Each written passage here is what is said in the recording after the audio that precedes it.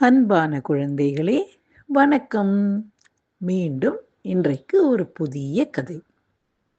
ஒரு காட்டில் எலி, மான், காகம், ஆமை இந்த 4ம் நெருங்கிய நண்பர்களாக இருந்து வந்தன.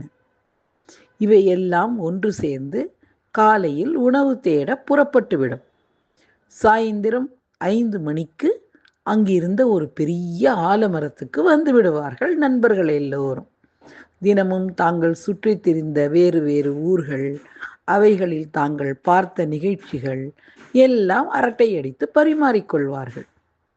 ஒரு நாள் என்ன ஆயிற்று? இவர்கள் 4 உணவு தேட புறப்பட்டார்கள். புறப்பட்டு சாயந்திரம் 5 மணிக்கு மானை தவிர காகம், ஆமை, எலி 3 பேரும் திரும்ப வந்து விட்டார்கள். நண்பன் மான் வரவில்லையே, நண்பன் மான் வரவில்லையே என்று 3 பேரும் கவலைப்பட்டார்கள். அப்பொழுது காகம் சொன்னது, நான் பறந்து சென்று எங்காவது அவன் இருக்கிறானா என்று பார்த்து வருகிறேன் என்று பறந்து காடு முழுவதும் தேடி பார்த்தது. பார்த்தால் வெகு தூரத்தில் ஒரு வலையில் அகப்பட்டு கொண்டு ஈன ஸ்வரத்தில் என்று முனகிக் கொண்டு அழுது கொண்டே இருந்தது மான். நண்பா, கவலைப்படாதே, இதோ உதவி அழைத்து வருகிறேன் என்று காகம் பறந்து வந்து தன்னுடைய நண்பர்களிடம் மான் வலையில் சிக்கி இருப்பதை சொன்னது.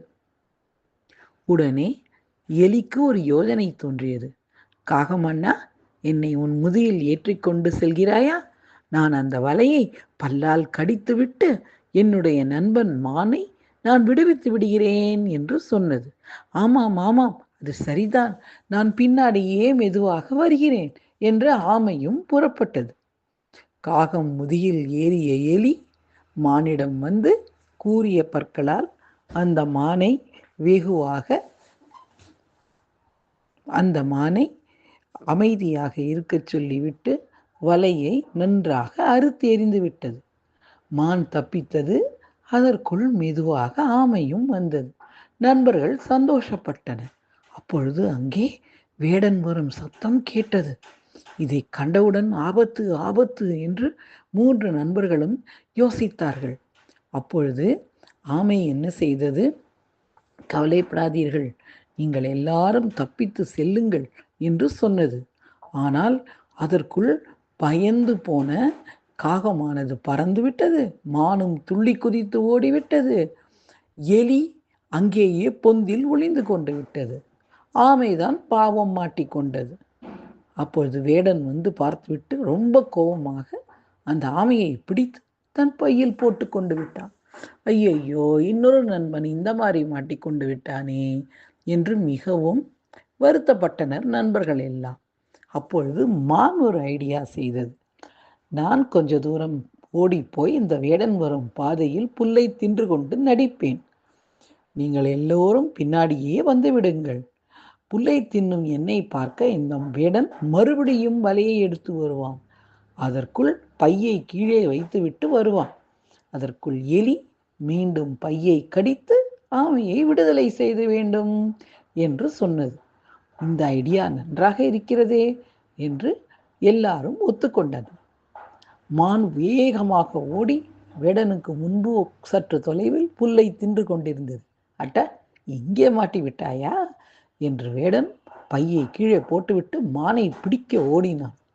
அதற்குள் எலி வேகமாக வந்து இந்த பையை கூரிய பற்களால் மீண்டும் கிழித்துவிட்டு ஆமையை தப்பிக்க செய்து விட்டது.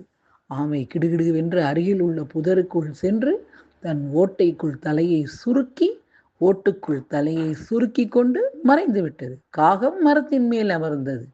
மானோ ஓடி போய்விட்டது. ஏமாந்து போனான் வேடன்.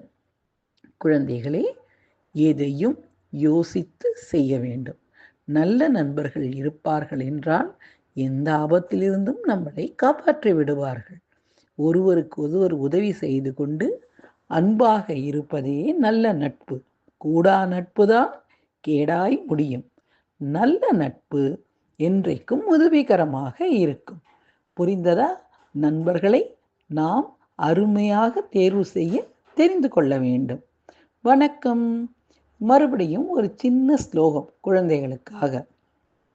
வாக்குண்டாம் நல்ல மனம் உண்டாம் மாமலராள் நோக்குண்டாம் மேனி நுடங்காது பூக்கொண்டு துப்பார் திருமேனி தும்பிக்கையான் பாதம் தப்பாமல் தொழுவோர் தமக்கு. வணக்கம்.